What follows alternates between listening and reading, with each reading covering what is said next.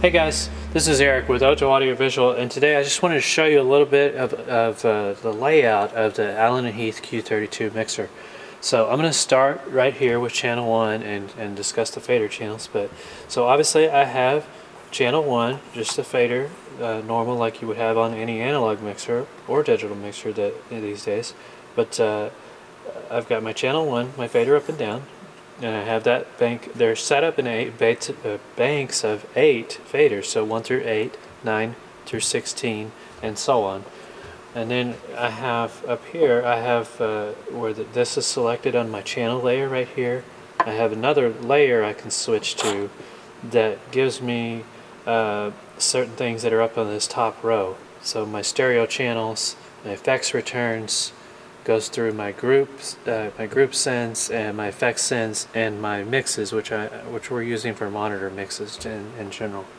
But as I go up the strip here, I have my pre-fader, after-fader listen. I just want to listen to that channel in the headphone, and I can select whether that's pre or post-fade with this button here.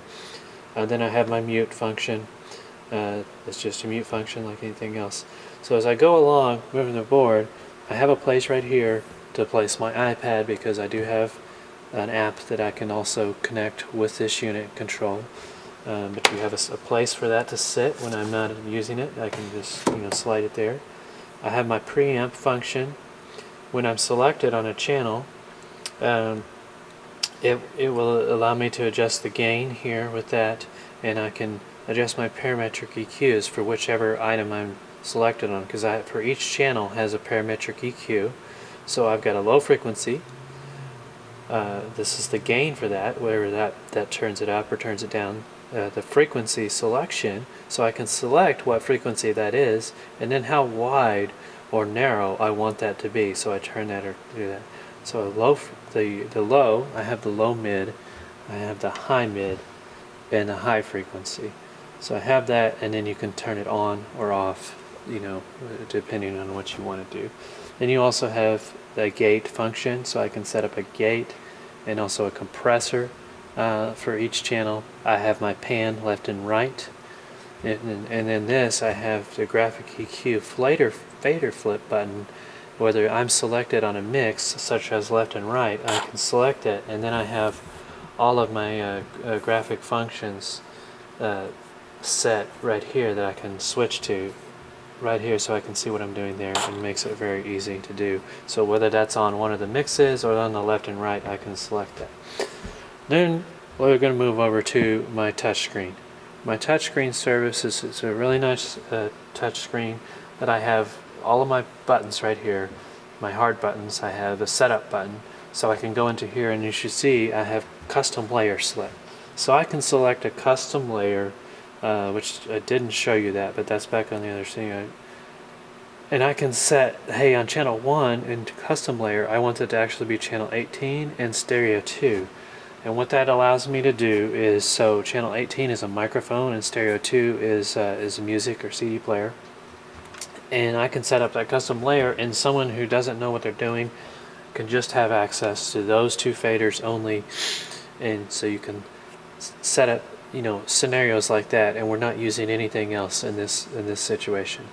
Then I have soft key assignment, so I can go in here and assign, like this soft key number 9 is unassigned.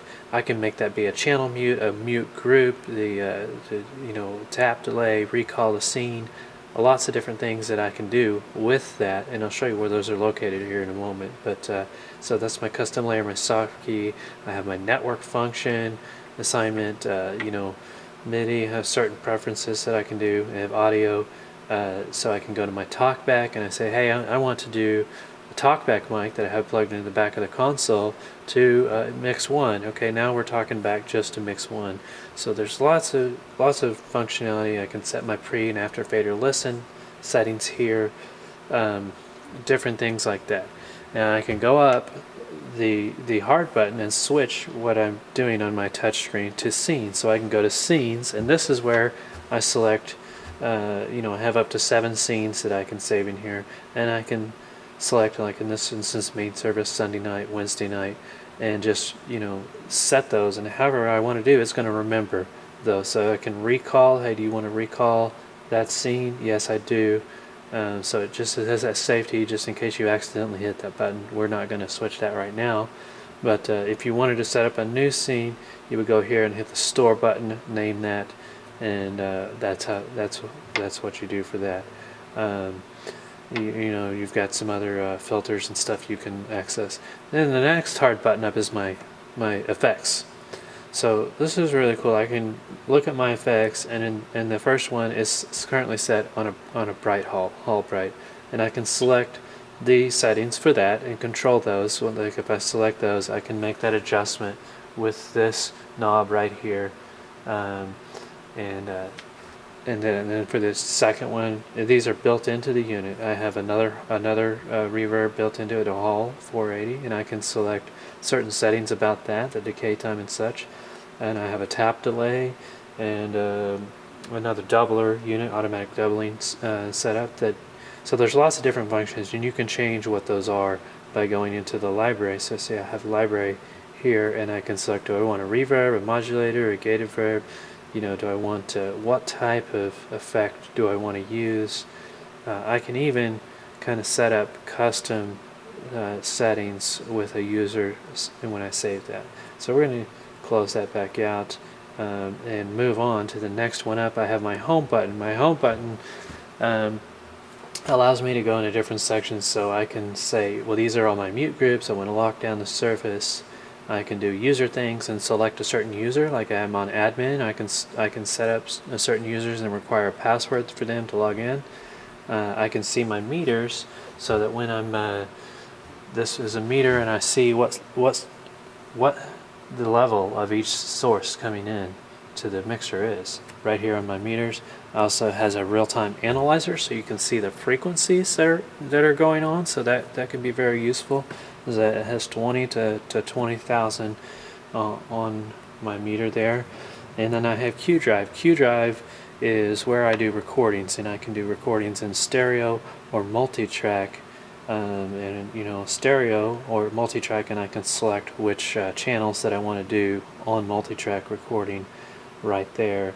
That's it. Then I go up, I have routing, because I can route things different ways with this board, do a lot of different things. And then I have my main processing feed.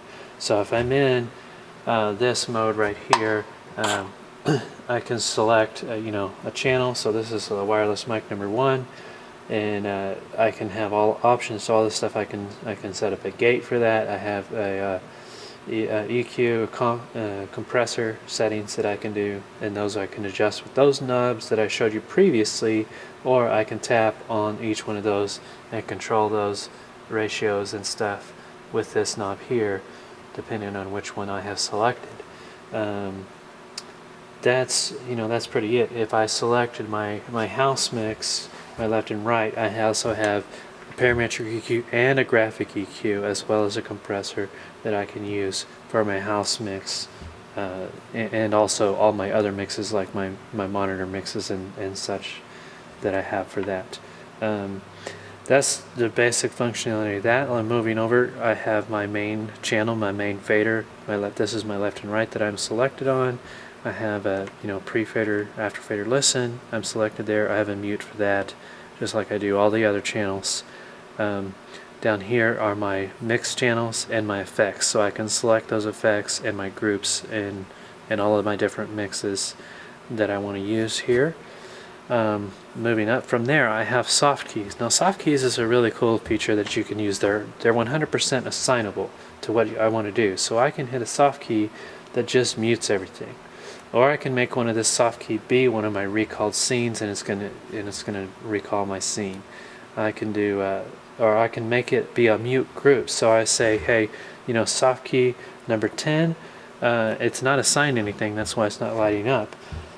I can make that like, say I want to mute everything except a pulpit mic. I can make that mute everything but the pulpit mic if I choose to assign it that way and set that up in the processing.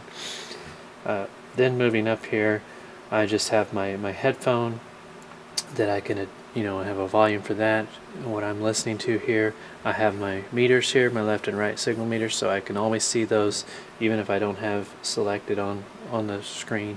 And then this is where my Q drive that I showed you earlier, this is where it records to. So you can record on just this USB stick here, and you can record whatever your performance is on there.